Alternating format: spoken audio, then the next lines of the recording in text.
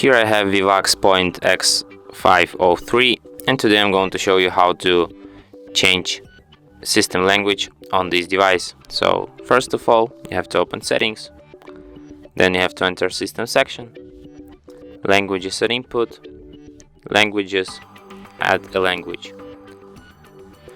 Here you can see the whole list of languages in which you can set up your device. As you can see, it's not very big. Let's select, for example, Ukrainian, and then what you have to do to set Ukrainian is your system language. You have to drag it on the first place, and language will be changed to Ukrainian automatically. If you want to change it back to English, just go to the налаштування, then Система, Мова та ведення, Мови, and drag English back on top. And that's it.